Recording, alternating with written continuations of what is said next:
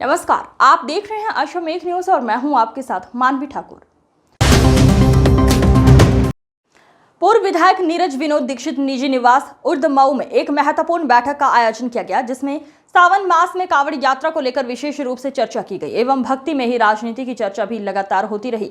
दतिया उपचुनाव जीतने के बाद नई उमंग और नई लहर के साथ कांग्रेस पार्टी कंधे से कंधा मिलाकर चलेगी और 2028 में विधानसभा चुनाव में मध्य प्रदेश में अपनी सरकार भी बनाने की चर्चा होती रही। और कांवड़ यात्रा, जो कि विशेष मुद्दा था, ये लगातार पूर्व विधायक नीरज विनोद दीक्षित द्वारा 8 वर्षों से ये यात्रा उनके निजी निवास से होती हुई भगवान मतंगेश्वर महादेव पर जल अभिषेक कर पूर्ण होती है।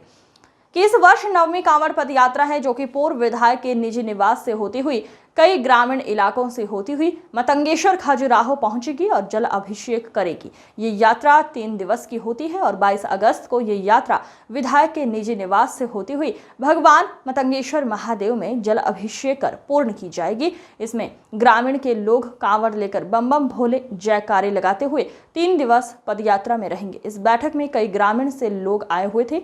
लगभग 1000 से ऊपर कार्यकर्ता इस बैठक में शामिल हुए और विभिन्न प्रकार के विषयों पर चर्चा की गई। पूर्व विधायक ने प्रेस वार्ता करते हुए बताया कि कांग्रेस पार्टी की कमी कहां होती थी। सावन में अब हम सभी कार्यकर्ता एकजुट होकर पार्टी का प्रचार प्रसार करेंगे और एकता की ताकत भारतीय जनता पार्टी को दिखाएंगे। ये बताइए आपके दिमाग पे कि ये धार्मिक है या राजनीतिक है और किस तरीके की बैठक है? तो परिवार में हम आप बैठते हैं तो राजनीतिक और धार्मिक दोनों तरह की बैठते हैं। पहले तो आपके इस चैनल के माध्यम से सावन के इस महीने का सभी को बहुत बहुत शुभकामनाएं, बहुत बहुत बधाई देते हैं। आपने जो प्रश्न किया है उसका उत्तर ऐसा है कि हम राजनीतिक व्यक्ति हैं, यहाँ उपस्थित एक हमारा परिवार जो राजनीति से जुड़ा हुआ परिवार इकट्ठा होता है तो कहीं ना कहीं धार्मिक के साथ राजनीतिक चर्चा होती है। इस बैठक का उद्देश्य दोनों तरफ से है। बहुत दिनों से हम अपने इस परिवार से, हमारे जो संगठन के पदाधिकारी भी हैं, कांग्रेस परिवार के सदस्य भी हैं, सभी के साथ हम बैठे हैं, बात की है, उनके सुझाव भी लिए हैं, उनकी कमियां भी जो गांव शहर की निकल के आई है उसके आगे की रूपरेखा भी बनाई है। साथ में हर सावन में आखिरी सोमवार को मतंगेश्वर जल चढ़ाने जाते हैं इस क्षेत्र की सुख समृद्धि, क्षेत्र की खुशहाली के लिए। तो कांवड़ यात्रा 3 दिवसीय होती है, कभी कभी 4 दिवसीय होती है। इस बार हम 3 दिवसीय कांवड़ यात्रा लेकर निकलेंगे। उस संबंध में भी जो हमारे साथ चलेंगे उन सबको सूचना पहुंच जाए। 22, 23, 24 शनिवार को 22 अगस्त से 24 अगस्त तक कांवड़ यात्रा रहेगी। 22 की रात हम पुतरी या विक्रमपुर के आसपास रुकेंगे। 23 की रात को हम राजनगर के पास रुकेंगे। 24 को सुबह राजनगर से चल के मतंगेश्वर महादेव का पूजा अर्चन अभिषेक करेंगे। क्या खास रहता है इसमें? क्या कोई खास बात है?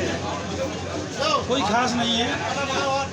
जब हम विधायक भी नहीं थे तब भी हम यात्रा प्रोग्राम और लोगों से जुड़ाव रखते थे। ये हमारा परिवार है और परिवार से मिलने का एक बहाना भी हम ढूंढते हैं। जब ज़्यादा दिन 2, 4, 6 महीने में इसी तरह का हम एक बैठक के रूप में या किसी गांव में अपने परिवार के बीच पहुंचकर उनसे मिलते हैं, उनकी बातें सुनते हैं, शुद्ध बांटने का काम करते हैं। यही एक कारण है और कोई कारण।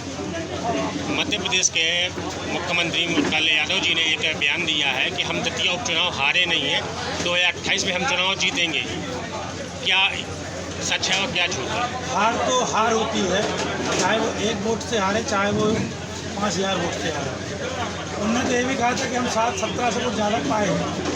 वोट पाने की बात कहा और आप चुनाव हारे हो। पिता माई की कृपा है, दतिया की जनता ने अपना आशीर्वाद दिया है, माई ने अपना आशीर्वाद दिया है। तो माई के आशीर्वाद से केवल दतिया ही नहीं, हम 2028 में पूरे मध्य प्रदेश में कांग्रेस का परचम लहराएंगे, कांग्रेस की सरकार बनाएंगे। जो आपकी ये मतंगेश्वर यात्रा जाती है, कांवड़ यात्रा, किन किन मांगों से होती हुई जाती है? कांवड़ यात्रा जब हमने अपने आप को इस क्षेत्र के हर एक परिवार के समर्पित कर दिया है तो हमारे परिवार डिसाइड करता है किस बार किस गांव से चलनी है, कहाँ हमें पहुंचना है, कहाँ हमें रुकना है।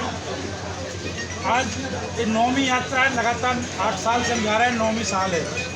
ना मुझे कभी एहसास हुआ है कि हम रुकते कहाँ हैं, खाते कहाँ हैं, पीते क्या हैं। नीरज दीक्षित ने कभी ये व्यवस्थाएँ की नहीं है, इस परिवार ने व्यवस्थाएँ की हैं।